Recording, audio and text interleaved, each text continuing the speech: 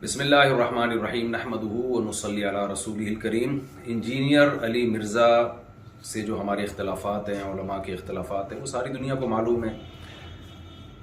جناب انجینئر علی مرزا کے نظریات سے ہم متفق نہیں ہیں، میں جہلم بھی گیا اسی سلسلے میں، لیکن جب تک دلائل کا جواب دلائل سے چل رہا تھا معاملہ ٹھیک تھا۔ اب ایک فتویٰ آیا ہے سامنے جو بڑا پھیلایا جا رہا ہے، ایک مولانا صاحب کی طرف سے فتویٰ دیا گیا کہ جی انجینئر صاحب کا قتل جائز ہے۔ تو میں یہ اپنی دینی ذمہ داری سمجھتا ہوں کہ ہم اس فتوے سے بالکل متفق نہیں ہیں، اور جتنی بھی میری بڑے علماء سے بات ہوئی ہے، جہاں تک میری رسائی تھی، جن سے میری بات چیت ہوئی ہے، وہ کوئی بھی اس فتوے سے متفق نہیں ہے۔ تو لوگ اس فتوے کو علماء کا متفقہ فیصلہ نہ سمجھیں، کیونکہ ہمارے ملک میں پہلے قتل و غارت بہت ہوئی ہے۔ یہ شرعاً کسی کو اجازت نہیں ہے اس کی کہ کسی بھی شخص کو اٹھ کے وہ قتل کر دے۔ انسانی جان کا قتل، چاہے وہ کسی بھی مسلک سے ہو، کسی بھی فرقے سے ہو، کسی بھی مذہب سے ہو، ہم اس کا قتل جائز نہیں سمجھتے۔ پاکستان میں قانون بنا ہوا ہے کہ کوئی بھی صحابہ کرام کی بے ادبی کرتا ہے یا گستاخی کرتا ہے تو قانون بنا ہوا ہے۔ تو یہ سپریم کورٹ کا کام ہے، ہائی کورٹ کا کام ہے، جج کا کام ہے کہ وہ یہ فیصلہ کرے کہ کون گستاخ ہے اور کون گستاخ نہیں ہے، اور اس بیس پہ جو بھی پاکستان کا لاء ہے، قانون ہے، وہ نافذ ہونا چاہیے۔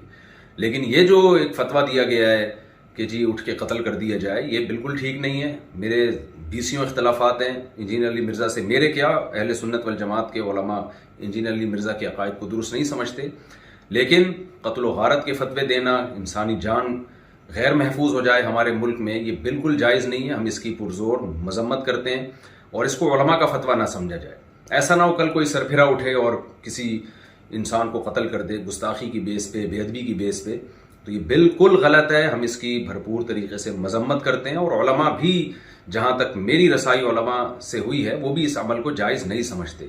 تو ملک میں امن کی کوشش کریں، اور دلائل کی دنیا میں رہ کے ہی بات کی جائے گی، اس سے آگے بڑھنے کی کوشش نہ کریں، قانون اپنے ہاتھ میں لینے کی قطعاً کوشش نہ کریں۔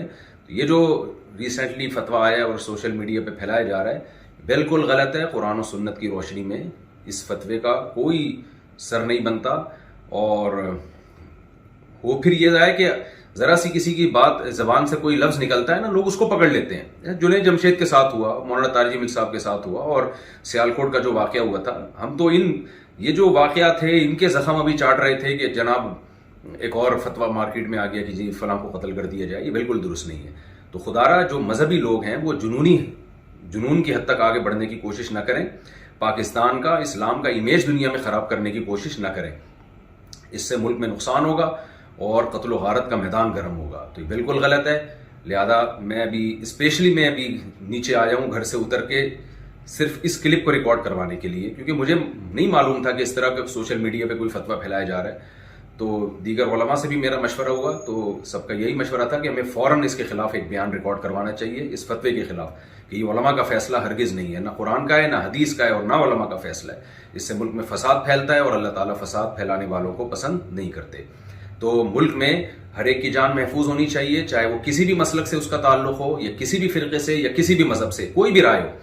دلائل کی دنیا میں آپ ضرور ڈیبیٹ کریں، دلائل کی دنیا میں آپ ضرور ایک دوسرے کو چیلنج دیں، اور اگر آپ سمجھتے ہیں کہ کسی نے کوئی کام ایسا کیا ہے جو آئین کے خلاف ہے، اسلام کے خلاف ہے، تو لاء کے ذریعے اس میں پنشمنٹ کی کوشش کی جائے، قانون کا سہارا لیا جائے۔ جج فیصلہ کرے گا کہ کیا سزا بنتی ہے یا نہیں بنتی۔